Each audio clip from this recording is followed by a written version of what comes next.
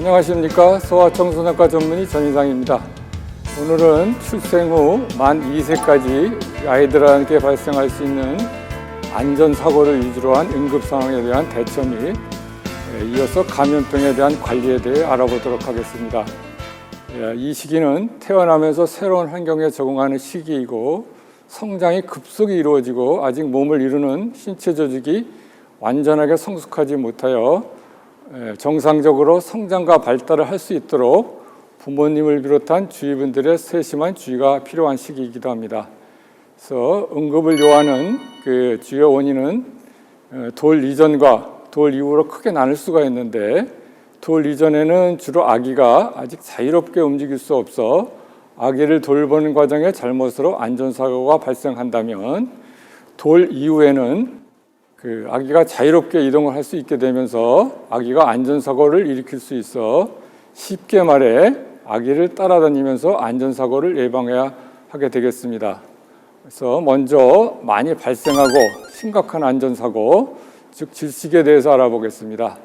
이 시기에 질식은 여러 원인에 의해 발생하는데 특히 원인은 모르나 신경계, 심폐기관이 완전히 자리를 잡지 않아 발생할 수 있는 질식으로 사망에까지 이를 수 있는 영아돌연사입니다.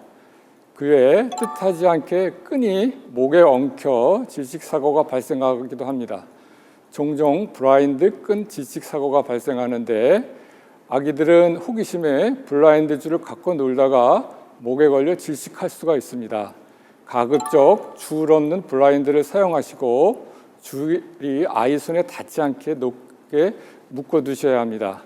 질식 관련하여 잠깐 영아돌연사에 대해 설명해 드리도록 하겠는데, 영아돌연사 증후군은 1세 영아가 갑자기 예상치 못하게 사망하는 경우를 말하는데요. 보통 2개월에서 4개월 사이에 가장 많이 발생합니다. 그리고 정확한 원인은 알 수 없지만 여러 연구에 의하면 엎드려 자는 경우 발생 위험이 3배나 높아 수면제에서는 엎드려 재우기보다 등을 대고 천장, 즉 하늘을 보고 재워야 합니다. 특히 수면 환경에도 신경을 써주시는 게 필요한데, 이 경우 푹신한 침대나 침구리를 사용하지 않는 게 좋습니다. 이 질환은 또 남아에서 더 흔히 발생하는데 너무 덥게 감싸주는 것도 좋지 않습니다. 목을 가누는 경우라도 질식 위험이 있어 잠자리 내에 베개나 인형은 두지 않는 게 좋습니다.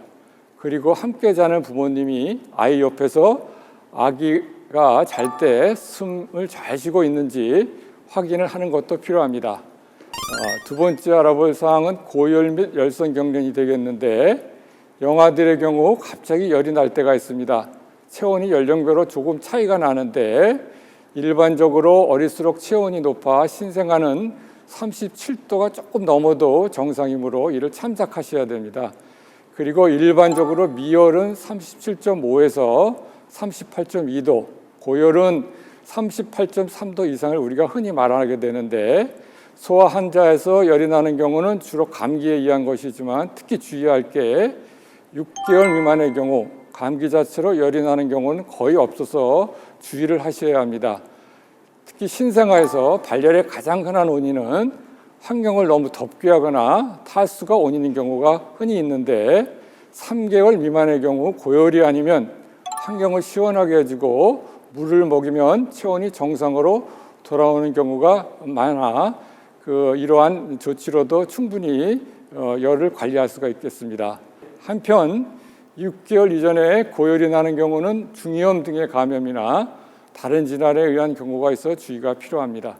그렇다면 해열제는 언제 복용하면 될까요? 한번 알아보도록 하겠습니다. 체온이 38.5도 이상일 때, 아이가 몹시 불편해하고 보챌 때, 열선 경련의 병력이 있을 때 먹이는 게 좋습니다. 이때 해열제는 몸무게에 맞게 정확한 양을 먹이시고 4에서 6시간 간격 복용시켜 주시도록 하시고요. 잠을 자는 아기를 억지로 깨워서는 복용하지 않는 게 좋고요. 해열제는 감염 질환을 치료하는 약이 아니므로 병의 경과에는 크게 영향을 끼치지는 않습니다.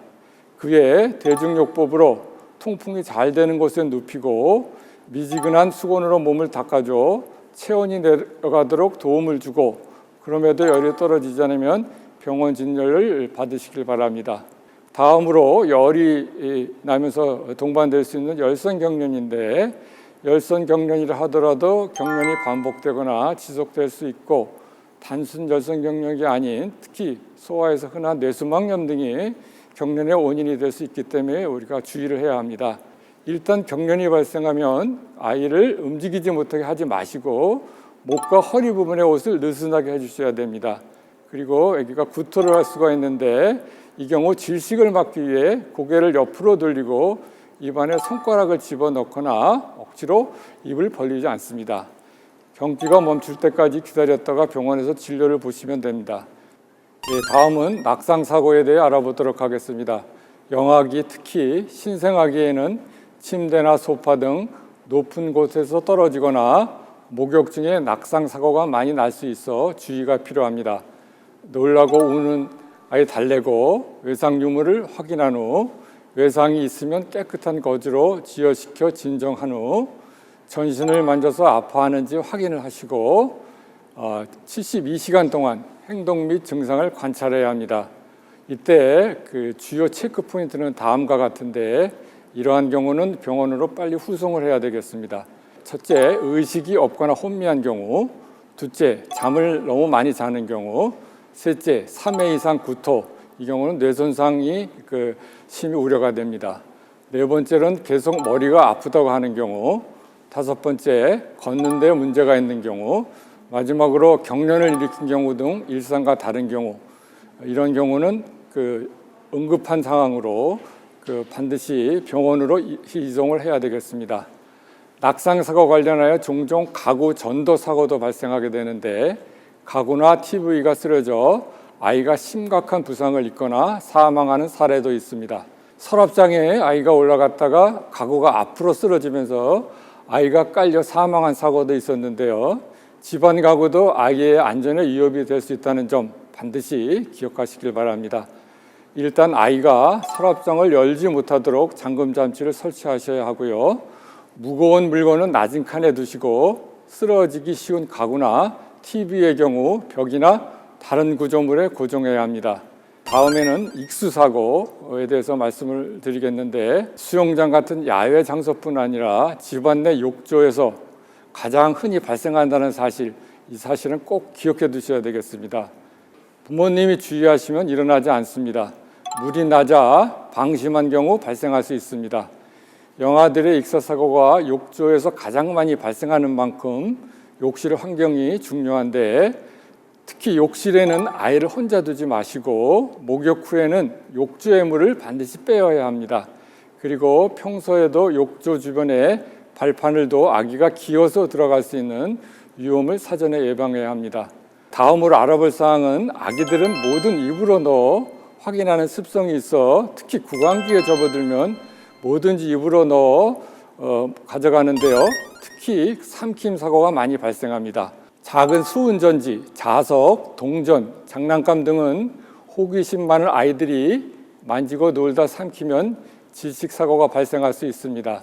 또한 아이들 머리핀, 장신구나 의류의 지퍼도 위험할 수 있어 접착제가 떨어져 헐렁대거나 지퍼가 떨어질 것 같이 달랑대면 바로 교체를 하거나 떼어내 주시기 바랍니다. 가장 흔한 삼킴 사고의 원인은 동전인데, 대부분 이 경우는 소화관을 통해 배출됩니다. 주의할 것은 건전지와 날카로운 핀, 크기가 큰 경우가 되겠는데, 이때는 반드시 내시경으로 신속하게 제거해야 하니 소아 내시경이 가능한 병원으로 가셔야 합니다. 그리고 일단 집안에 크기가 작은 물건은 아이 주변에 두지 마시기 바랍니다. 다음은 화상인데, 화상은 가정, 특히 주방에서 사고가 일어나게 됩니다.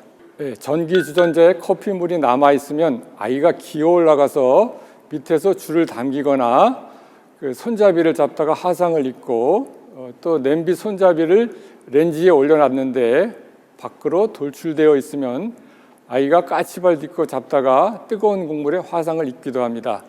전기 화상을 입을 수 있는 밥솥 전기, 커피포트의 뜨거운 물로 인한 열탕 화상, 어머니들이 쓰시는 고데기로 인한 접촉 화상, 콘센트에 쇠젓가락을 집어넣어서 생기는 전기 화상 등 모두 다 주의가 필요합니다. 일단 그 화상을 입으면 화기를 제거하기 위해 흐르는 물에 상처 부위의 열기를 30분 정도 식히도록 하시고요. 옷이나 장신구가 달라붙어 2차 화상을 입지 않게 주의가 필요합니다. 또한 상처가 덧나지 않도록 병원에 데려가서 치료를 받는 것이 좋습니다. 이를 예방하려면 일단 뜨거운 물건이 아이 손에 닿지 않게 주의를 하시고, 뜨거운 커피나 국, 뜨거운 차는 아이를 안고 섭취하지 마셔야 합니다. 식탁보도 사용하지 마시고 정수기, 온수, 잠금 장치도 꼭 하셔야 합니다. 요리 중엔 아이의 접근을 막고 다림질은 아이가 잠든 후 하시면 됩니다. 영아의 경우 목욕 전에 물 온도도 미리 확인을 하셔서 받아 놓은 물에 아이를 씻기셔야 합니다. 간혹 샤워기를 바로 틀어 목욕을 시키는 경우가 있는데 온수의 온도가 갑자기 올라갈 경우 바로 화상 사고가 발생합니다. 뜨거운 음식은 식힌 후 먹이고 콘센트에 덮개를 꼭 하시길 바랍니다. 다음으로 중독에 대해 알아보도록 하는데, 중독은 음식물이나 약물의 독성에 의해 신체 이상을 일으키는 현상인데요. 입에 넣는 순간 위험한 상황이 발생하니 각별히 신경을 쓰셔야 합니다. 중독 역시 예방이 가장 중요합니다. 먼저 약품, 세제, 화학 제품 등 중독성이 강한 물건은 손에 닿지 않는 곳에 보관해야 합니다. 특히 독성이 있는 가정 내 물질들은 원래 그 용기에 보관을 하시고, 아이가 무심코 먹을 만한 용도의 용기에는 절대로 옮겨두지 마시기 바랍니다. 농촌에서는 바카스병에 농약을 넣어둬서 실제로 아이가 마신 사고가 발생하는 경우도 있었는데, 바로 병원에 가서 유세척을 해서 위기 상황을 넘기긴 했지만 우리 아이에게 일어난 상황이라고 상상하면 얼마나 아찔할까요? 반드시 부모님이 주는 약만 먹어야 되며 약은 맛있는 것이 아니라고 사전에 아이에게 알려줘야 합니다. 증상이 같다고 형제끼리 같은 약을 먹여서는 안 되는 점도 유념해 주시기 바랍니다. 이번엔 좀 더 긴박한 응급 상황이 발생했을 때의 대처법이 되겠습니다. 장난감 같은 이물질을 삼켰을 때 기도 폐쇄가 발생할 수 있는데요. 먼저 119에 신고를 한 후 집에서 응급처치를 해줘야 합니다. 자세한 방법은 그림을 통해 확인해 보겠습니다. 먼저 12개월 이전 영아, 이 경우는 영아를 한쪽 팔에 엎드린 자세로 코와 입을 가리지 않게 손바닥에 얼굴을 먼저 올려놓습니다.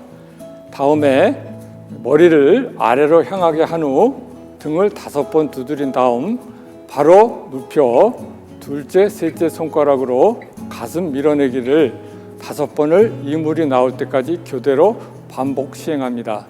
돌 이후의 경우에는 이와 다르게 뒤에서 양팔을 눌러 명치 아래, 한쪽 손은 주먹을 쥐어 소아의 복부를 위쪽을 향해 압박합니다. 이 방법이 바로 하임리 방법입니다.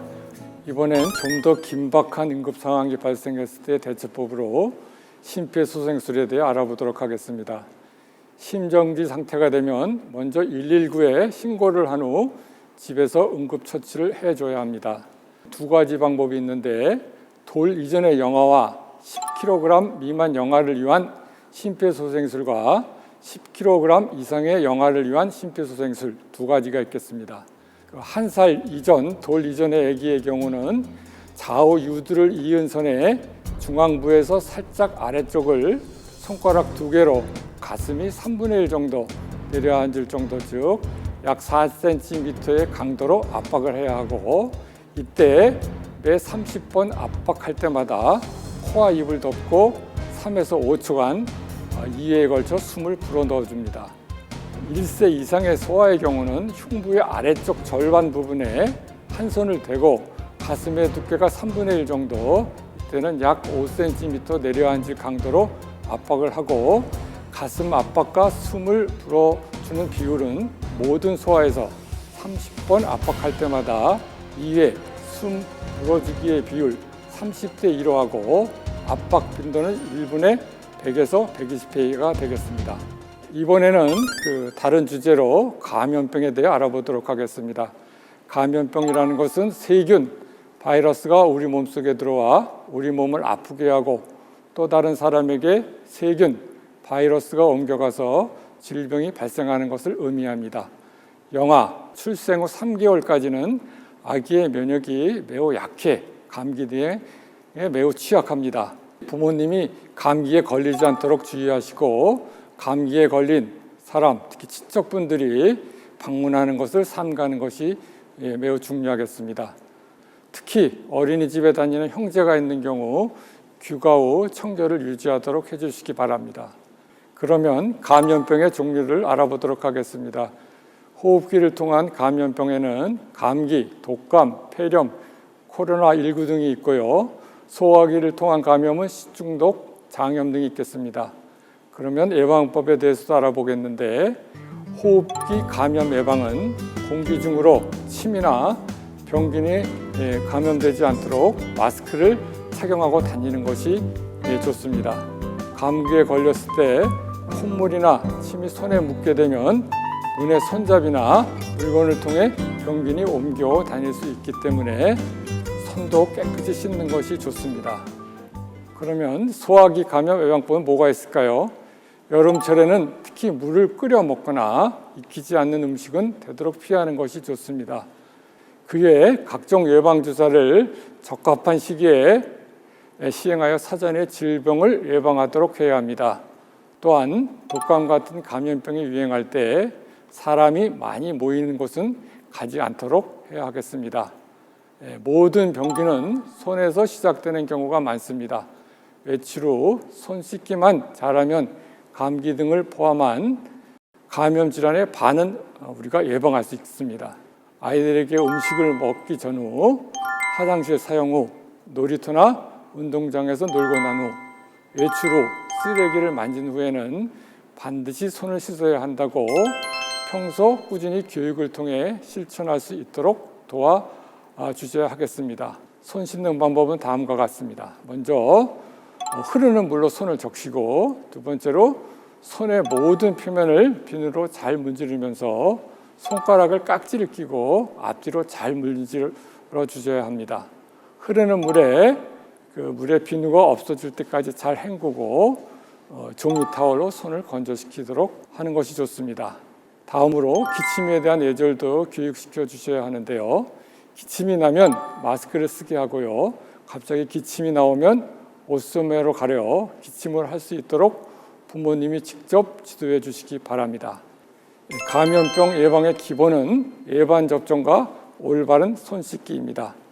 독감 등이 해마다 접종해야 하는 예방접종 잊지 마시고 평소에 아이가 손을 자주 씻는 생활 습관을 기를 수 있도록 지도해 주시기 바랍니다. 건강한 육아를 위한 보건위생 안전교육 여기서 마치도록 하겠습니다.